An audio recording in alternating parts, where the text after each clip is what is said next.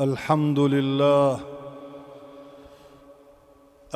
لله الذي أنعم علينا بذكره، نحمده ونشكره سبحانه وتعالى على نعمه وإحسانه، ونشهد أن لا إله إلا الله وحده لا شريك له سبحانه، ونشهد أن سيدنا وحبيبنا ونبينا محمدًا عبده ورسوله الداعي إلى منهجه ورضوانه. اللهم صل وسلم وبارك وأنعم عليه وعلى آله وأصحابه وأحبابه. عباد الله، أوصيكم ونفسي الخاطئة المذنبة أولاً بتقوى الله العظيم وطاعته، ولزوم أوامره وكثرة مخافته. يا أيها الذين آمنوا اتقوا الله حق تقاته ولا تموتن إلا وأنتم مسلمون. سبحانك لا علم لنا إلا ما علمتنا إنك أنت العليم الحكيم. أما بعد، فحياكم الله أيها الأحبة وطبتم وطاب ممشاكم. أرجو الله سبحانه وتعالى أن يغفر لنا الساعة أجمعين. معاشر الأحبة، ذكر الله تعالى نجاة في الدنيا والآخرة. أيها الأحبة، يقول سيدنا معاذ بن جبل في الحديث الذي رواه عنه الإمام مالك وغيره، يقول رضي الله عنه: ما عمل ابن آدم عملاً هو أنجى له من ذكر الله تبارك وتعالى. فذكر الله أيها الأحبة سبيل النجاة في الدنيا والآخرة، لكن ربما يخطر على قلب بعضنا فيقول: نحن والحمد لله جميعا نذكر الله. أيها الأحبة، هناك ذكر يختلف عن هذا الذكر الذي نحن نظن أنه ذكر لله تبارك وتعالى، ويخشى أن يكون لقلقة لسان لا ذكرا لله تبارك وتعالى. فهناك من اعتاد على لقلقة اللسان من غير أن يركز، من غير أن يعي ما يقول، من غير أن يعيش مع ذكر الله بوجدانه وقلبه وأحاسيسه. فلسانه ربما يذكر، لكن قلبه يطوف يميناً وشمالاً في الدنيا بين شهواتها وملذاتها وقصورها ونسائها وأولادها. إلا أن الذاكر الحقيقي هو الذي يكون ذاكراً من قلبه، ذاكراً بكل مشاعره، ذاكراً بكل أحاسيسه. قال الله تعالى: إنما المؤمنون الذين إذا ذكر الله عندهم، يعني لم يكن ربما هو الذي يذكر، لكن إذا ذكر الله، سواء صدر هذا الذكر منه أو من غيره. إنما المؤمنون الذين إذا ذكر الله وجلت قلوبهم وإذا تليت عليهم آياته زادتهم إيماناً وعلى ربهم يتوكلون. لذلك أيها الأحبة، الإنسان في آخر الزمان، خاصة في هذا الزمن الذي نحن فيه، في خضم هذه الأحداث، في وسط الهموم والغموم والمصائب التي يعيشها المسلمون في مشارق الأرض ومغاربها، يحتاج المسلم إلى أن يكون ذاكرا لله تبارك وتعالى من صميم قلبه، لا فقط في عالم الشهادة، وإنما بينه وبين ربه.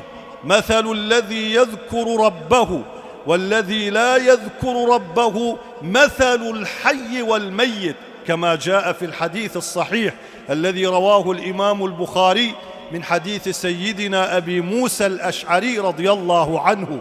لذلك أيها الأحبة، هذا الذي قال عنه النبي صلى الله عليه وسلم: 7 يظلهم الله في ظله يوم لا ظل إلا ظله، عد منهم: ورجل ذكر الله خاليا في الخلوات بينك وبين الله، تستحضر عظمة الله، تذكر نعم الله عليك، تذكر ستر الله عليك، تذكر النعم التي أنعم بها عليك ظاهرا وباطنا، تذكر سلطانه، تذكر قوته، تذكر جبروته، تذكر عظمته، فتذكره سبحانه وتعالى، ففاضت عيناك عند ذلك الذكر.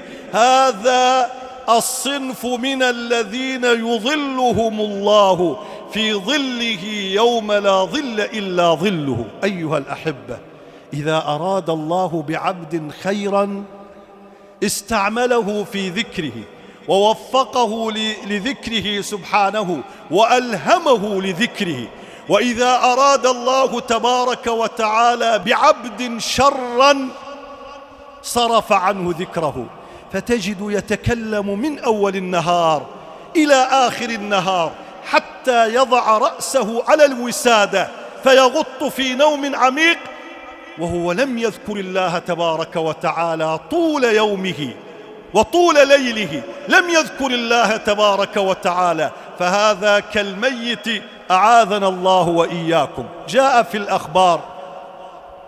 في بعض الأخبار أن سيدنا موسى عليه وعلى النبي أفضل الصلاة والسلام ذات مرة سأل الله تبارك وتعالى وهو كليمه، قال: يا رب، كيف لي أن أعرف من أحببت ممن أبغضت؟ كيف لي أن أعرف من أحببت من عبادك ممن أبغضته؟ قال: يا موسى، إني إذا أحببت أحدا من عبادي ألهمته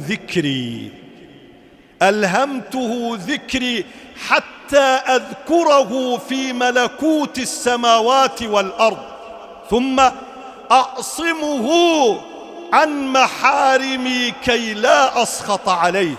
أولا ألهمه ذكري، ثانيا أعصمه وأحفظه عن الوقوع في المحرمات حتى لا أسخط عليه.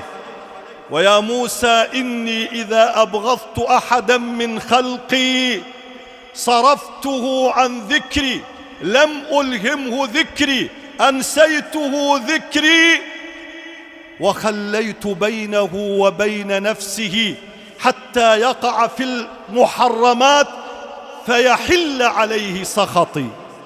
فيا أيها الأحبة، سلوا الله من أعماق قلوبكم أن نسأل الله من أعماق قلوبنا أن يجعلنا ممن يلهمون ذكره سبحانه وتعالى. وهذا الذكر أيها الأحبة أكبر من كل شيء، كما جاء عن سيدنا معاذ حين قال هذا الحديث: ما عمل ابن آدم عملا أنجى له من ذكر الله. قالوا: يا معاذ، حتى الجهاد؟ قال: حتى الجهاد في سبيل الله. قالوا: وكيف؟ قال: لأن الله تعالى قال: ولذكر الله أكبر، أي أن ذكر الله أكبر من كل شيء. ذاك لماذا معاشر الأحبة؟ لأن ذكر الله تدخل في كل العبادات. لو أن الإنسان يكون ذاكرا لله حقيقة لا يعصي الله، لو أن الإنسان كان ذاكرا لله لا يغتاب أحدا من خلق الله، لو أن الإنسان يكون حقيقة ذاكرا لله لا يأكل الحرام. لو أن إنسانا يكون حقيقة ذاكرا لله تبارك وتعالى لا يقع في المنكرات، لا يشرب المسكرات، ولا يتعاطى المخدرات، ولا يقع في الزنا، ولا يقع في النظر الحرام، ولا يأكل الربا. إذن كل هذا الذي يجري على الناس من الارتطام بالمحرمات لأنهم نسوا ذكر الله، نسوا الله فنسيهم. ولا تكونوا كالذين نسوا الله فأنساهم أنفسهم أولئك هم الفاسقون. اللهم ألهمنا ذكرك في السر والعلانية، اللهم ألهمنا ذكرك في كل شأن من شؤون حياتنا، ولا تجعلنا من الغافلين. اللهم أعنا على ذكرك وشكرك وحسن عبادتك. آمين اللهم آمين. أقول هذا القول وأستغفر الله لي ولكم ولسائر المسلمين فاستغفروه.